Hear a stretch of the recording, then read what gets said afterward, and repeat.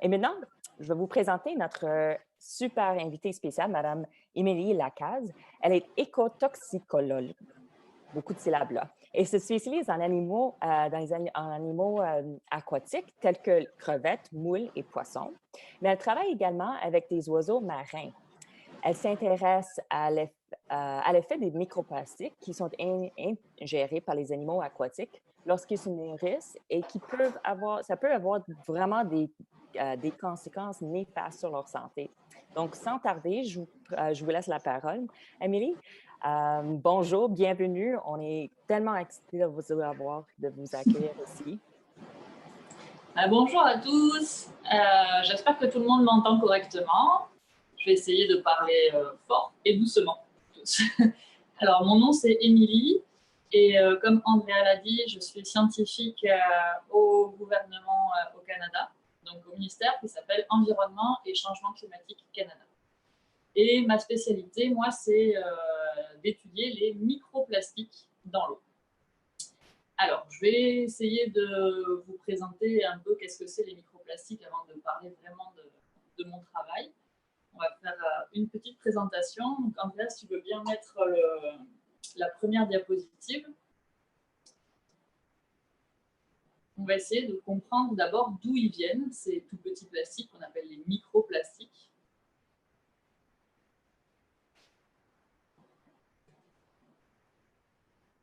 Attends, j'arrive. On va mettre ça. Pas de problème. Oh, voilà.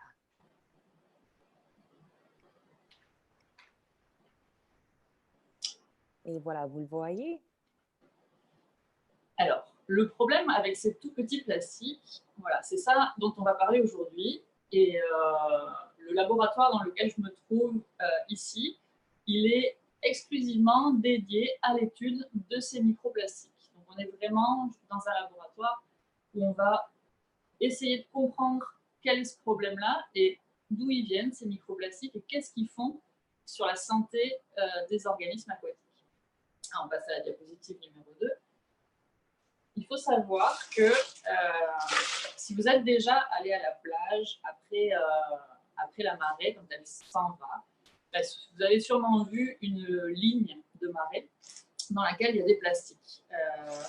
Parce qu'il faut savoir que dans tous les plastiques qu'on utilise, donc il y en a énormément, des morceaux de plastique, on en a plein, il y a des jouets, des brosses à dents, des petites cuillères, des bouteilles d'eau, des sacs, j'en passe, des bouteilles de shampoing. Parmi tous ces objets-là, si j'en prends 9 dans ma main, il n'y en a qu'un seul qui sera recyclé. Ça veut dire que tous les autres, ils vont finir à la poubelle, dans des décharges et pire encore, dans l'environnement. Alors, on va regarder la diapositive suivante.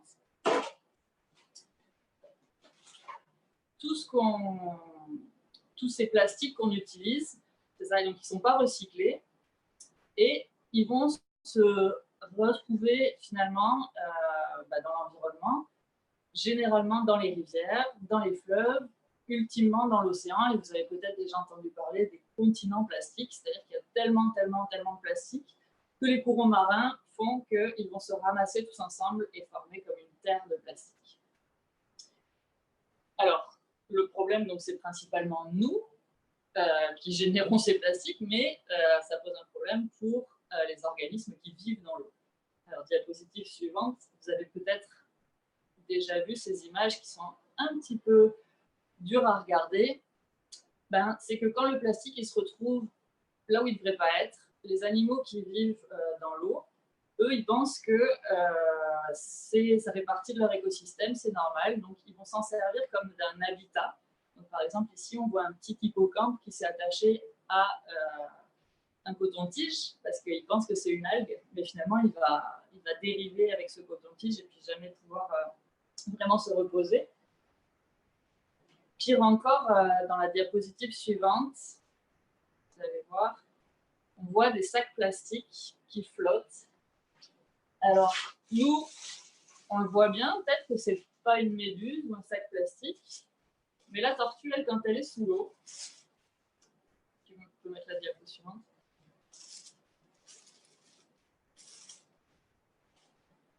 Elle qui se nourrit de méduses, quand elle va voir ça dans l'eau qui flotte, ben, elle va peut-être se dire que c'est une méduse et elle va la consommer. Elle va consommer ce plastique. Donc, à force de consommer tous ces plastiques, ben, les animaux se retrouvent avec leur estomac complètement plein et donc il y a comme ça des baleines, des tortues et des oiseaux, des phoques, des poissons, généralement tous les animaux qui vivent dans l'eau qui peuvent ingérer ce plastique et l'avoir dans leur estomac. Diapositive suivante.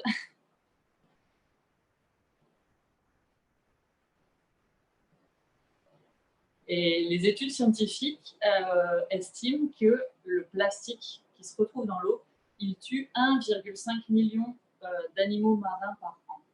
Alors, c'est quoi 1,5 million? Pour vous donner une idée, la ville de Montréal, c'est 2 millions d'habitants. Donc, c'est un peu plus qu'1,5. La ville de Vancouver, c'est 2 millions. San Diego, aux États-Unis, c'est 1,5 million. Donc, c'est comme si tous les ans, il y avait une ville de cette taille-là qui disparaissait, que tous ces habitants disparaissaient à cause du plastique. C'est vraiment énorme l'impact que ça peut avoir, ces gros plastiques. Alors, diapositive suivante, elle est un petit peu dure à regarder, mais je pense que c'est nécessaire. Vous voyez cet oiseau qui est mort. En fait, il est mort parce qu'il a ingéré justement énormément de plastique, donc des morceaux de filet de pêche, un briquet, un bouchon de bouteille, et son estomac étant plein de tout ça, il a plus de place pour sa vraie nourriture qui est le poisson. Alors, ce qui est très étonnant là-dedans, c'est que cet oiseau, il vit sur, c'est un albatros qui vit sur les îles Midway. Je laisse passer à la diapositive d'après, je vais vous montrer où c'est les îles Midway. C'est au milieu de nulle part. C'est vraiment au milieu de l'océan Pacifique, très très loin des côtes, donc très très loin de l'homme en fait. Et c'est pour vous montrer que c'est pas juste chez nous, c'est que le plastique, comme il va flotter, il va pouvoir parcourir comme ça des milliers de kilomètres et arriver dans des endroits qui étaient vraiment préservés et où il ne devait pas y avoir de plastique. En fait. Donc ça, c'est le problème avec les gros plastiques. Mais c'est ce qu'on appelle la partie visible de l'iceberg. Diapositive suivante. Je ne sais pas si cette image, ça vous parle. Un iceberg, c'est donc un gros bloc de glace dans l'eau. Et ce qu'on voit quand on est en bateau, c'est le dessus de l'iceberg. En dessous, tout ce qui est en dessous, c'est beaucoup plus gros en fait que ce qu'on voit réellement. Et quand on parle de la partie visible de l'iceberg, c'est quand en fait, on voit qu'une toute petite partie du problème. Parce que, diapositive d'après, le problème avec les plastiques, c'est tout ce qui est caché. Et la partie cachée, c'est parce que le plastique, quand il est dans l'eau, avec le courant, avec le soleil, avec quand il frotte sur le sable, il va se dégrader en tout petits morceaux. C'est comme ces petites chips de polystyrène. Vous voyez, elles se déchirent très facilement en tout petits morceaux, tout petits. Et ben, ça va faire pareil dans l'eau. Et en partant d'un gros morceau, ben, on se retrouve avec quelque chose de beaucoup plus petit et qui fait beaucoup plus de... Il y a beaucoup plus de morceaux. C'est ça qui se passe dans l'environnement. Et c'est ça qu'on appelle les microplastiques. Alors, diapositive d'après.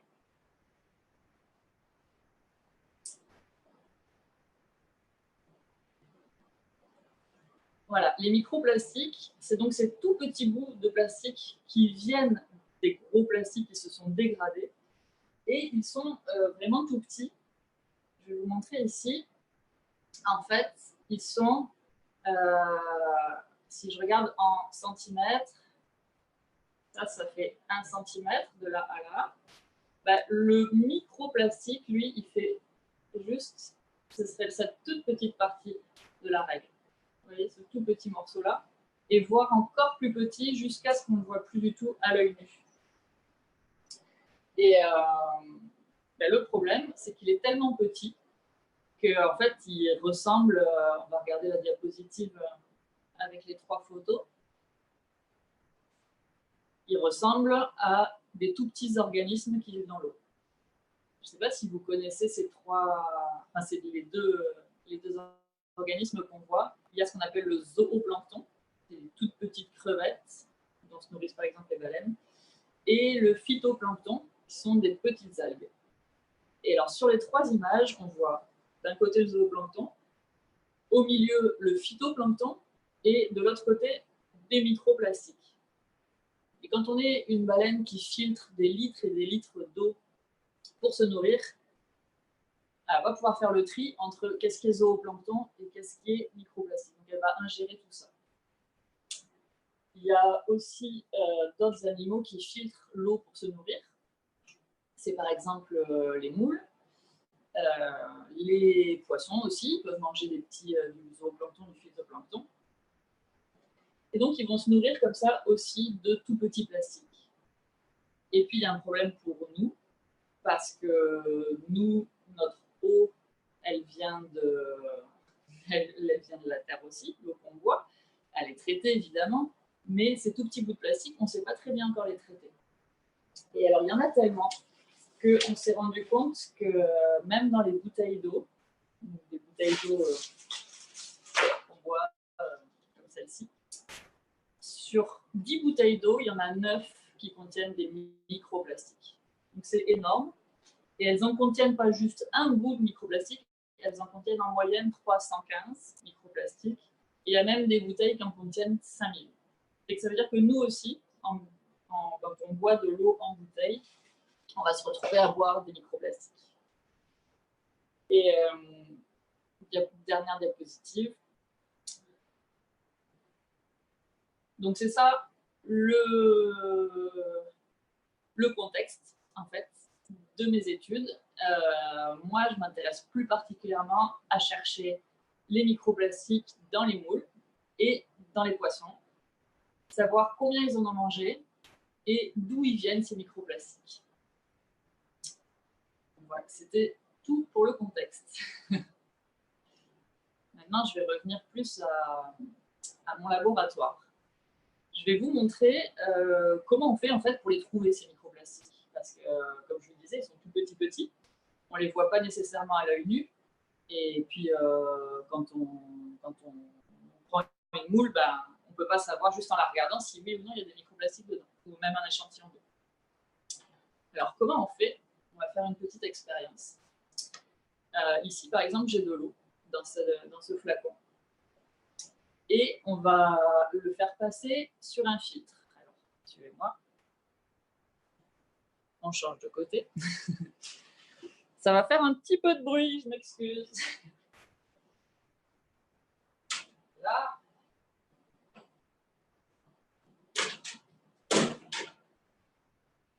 Donc, j'ai mon échantillon d'eau. Je vais le faire passer sur un filtre.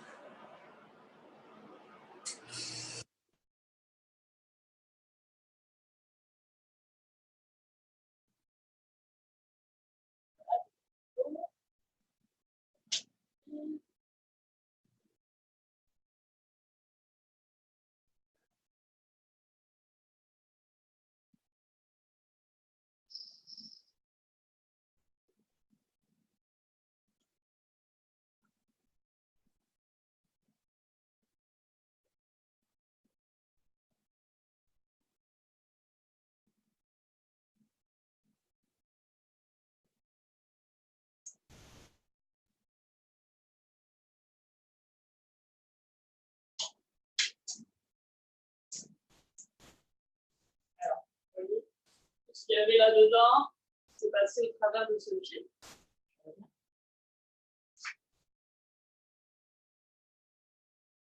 Hop là, et voilà. Donc, toute l'eau est passée à travers ce filtre. Et comme vous voyez, en fait, vous ne voyez pas. Juste à l'œil, on ne voit rien, on ne voit pas si oui ou non il y a des plastiques. Alors maintenant, pour savoir si on trouve des microplastiques, on utilise un microscope. Donc, on va placer le filtre sous le microscope. Ici. Et hop, je vais m'avancer un petit peu. Ce que vous avez là, c'est ce qu'on voit dans le microscope. C'est-à-dire qu'est-ce qu'il y a sur le filtre. On va se promener sur ce filtre à la recherche de petits bouts de plastique. Je ne sais pas si vous voyez bien. Alors là, on commence à en voir des petits bouts. Ici, il y a un petit fragment. Ici, il y a des petits bouts aussi. C'est pas très clair encore, des petits bouts. Là, il y en a beaucoup. Ici, vous voyez ces petites billes, des petites billes bleues. Ça, c'est des microplastiques. Il y en a d'autres aussi, peut-être. Voilà, tout ça, là. Hop. Si vous voyez ça, tout ça, c'est ce qu'on appelle des microfibres. Alors ça vient d'où? C'est assez bizarre comme plastique. En fait, ça vient de nos vêtements. On a beaucoup de vêtements qui sont synthétiques, c'est-à-dire qui ne sont pas en coton ou pas en laine. Et quand on les lave, et qu'on les passe à la sécheuse, ça fait des... Vous avez sûrement déjà vu ça.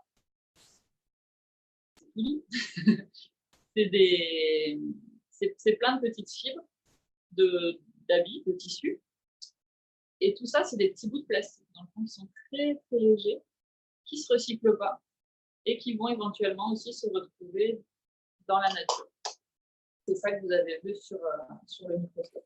Émilie, on avait une petite question d'une classe. On a demandé, est-ce que c'est l'eau du robinet que vous avez testé? Non, ce n'est pas de l'eau du robinet, je vous rassure. Ça, c'est un échantillon que j'ai pris dans un endroit où je sais qu'il risque d'y avoir des microplastiques parce que c'est un rejet de station d'épuration. Merci beaucoup. Alors, pourquoi les stations de traitement des eaux usées ils rejettent beaucoup de plastique? C'est parce que c'est là où toutes nos eaux usées vont se retrouver. Et pour l'instant, les traitements ne sont pas encore au point pour enlever ces microplastiques. Parce qu'en fait, c'est une pollution qui est assez récente. On l'a découvert il n'y a pas si longtemps. Donc, on n'a pas encore mis les traitements qu'il faut pour arrêter le rejet en fait, de ces plastiques dans les effluents. Donc non, je vous rassure, c'est pas de l'eau qu'on boit. Non, merci beaucoup. Donc c'est ça. Et donc voilà comment on étudie en fait, comment on cherche les microplastiques, comment on va les compter. On va faire la même chose aussi dans des moules et des poissons. Alors pour ça, on va soit aller pêcher les poissons. Je vais vous montrer, j'ai quelques images ici.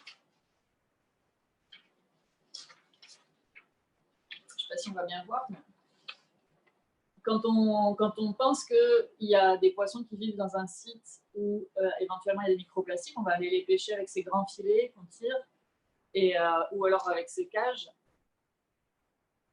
On va ramener le poisson au laboratoire et étudier qu'est-ce qu'il y a dans son estomac.